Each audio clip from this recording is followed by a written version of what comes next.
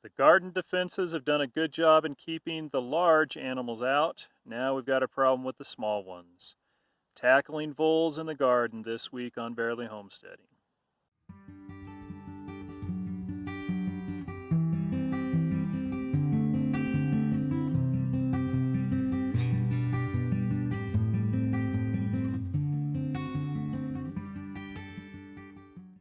So we've recently noticed that we've been getting some vole incursion into the garden.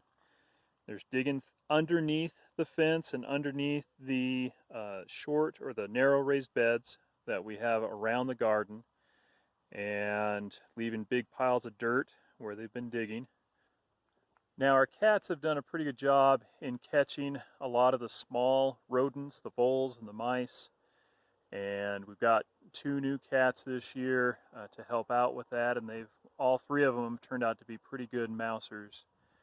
But we're now finding incursions into the garden.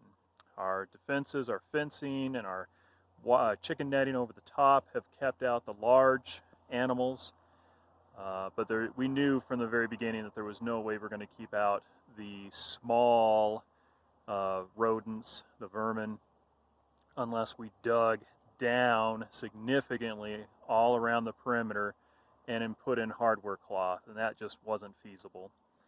So what we're going to have to do is, unfortunately, we're going to have to resort to poison and try to stop them from getting into the garden. We don't mind so much if they're outside the garden area, but in the garden we got to stop that. All right, another problem that we are having, in addition to the snow that's going to be here on Tuesday, we also have voles that have just infiltrated the garden, and so we need to get a bait trap out so that we can get rid of the voles.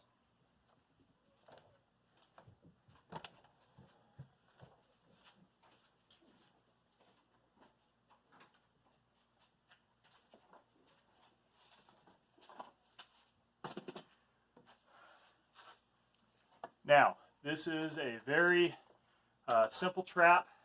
Basically, it's going to be 3 sections of PVC connected by a T, and then we'll have a cap on the pipe coming up. That will be where the bait is stored, and then either side of the T is where the voles will be able to get in and eat the poison bait and then die, hopefully. So we're going to make this up real quick.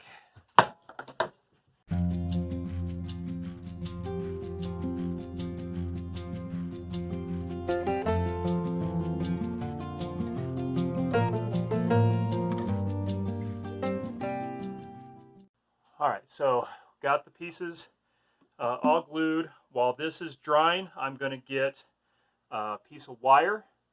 I'm going to bend it in a very narrow J that will slide down into this tube, and then we'll put the bait on that wire, slide it down, put a cap on here, and then we can go put it out in the garden. I'll hold it right up here.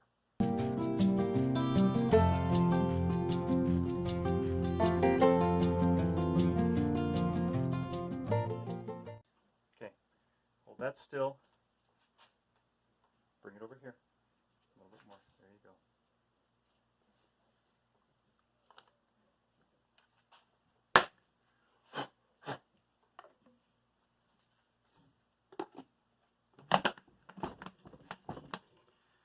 All right, and that is our vole bait trap. And so hopefully this will take care of the little buggers before they get in and decimate the garden or make a colony so that they are ready for next spring and decimate our crop next year. We'll let you know how it works.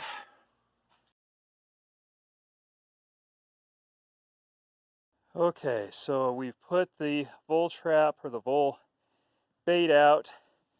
Let's see what we've got.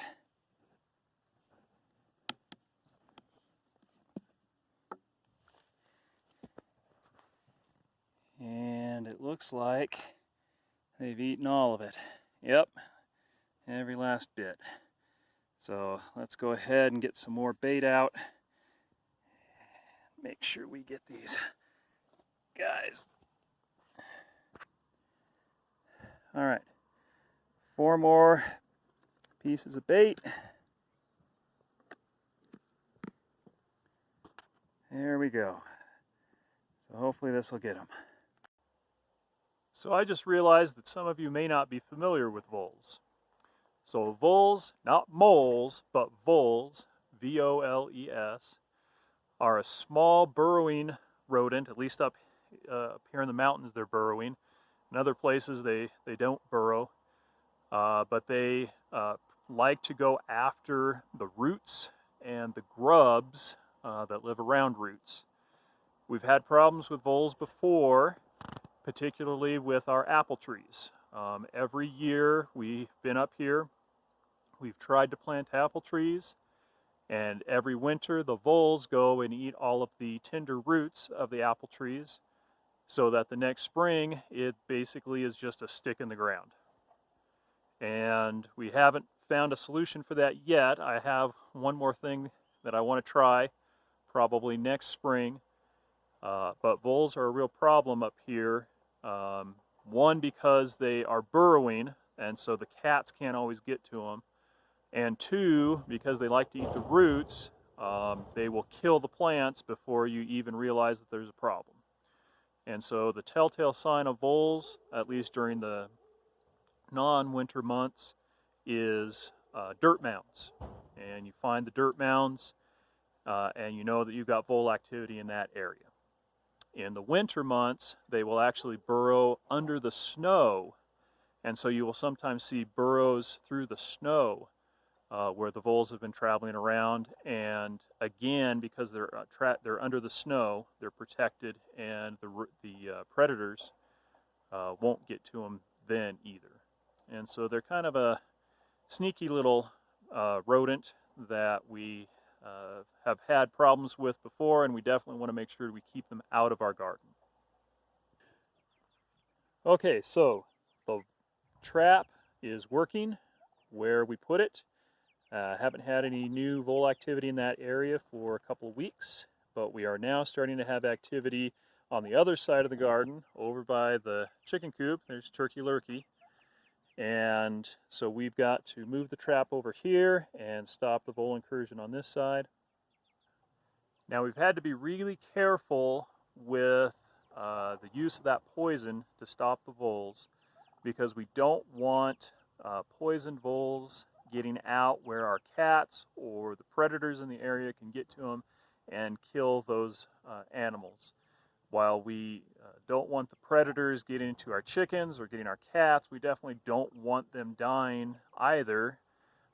They do a lot of good in the area in keeping the smaller rodents and the rabbits and things down, and so we definitely want to encourage them being in the area, but we've got to keep the voles out of the garden.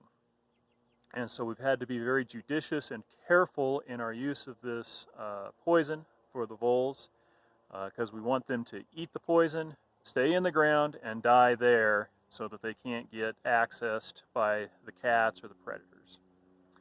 So far it's been working okay.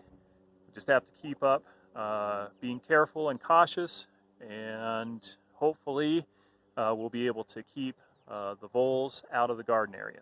With winter coming, won't be so much of a big deal, but we don't want a big colony being already having a foothold in the garden next spring. So we've got to try to keep them out as much as possible. We'll let you know how it goes as we start up next spring. And with that, this is Lumberjack saying, use it up, wear it out, make it do without. Please like and subscribe, and we will see you on Barely Homesteading next time. Bye.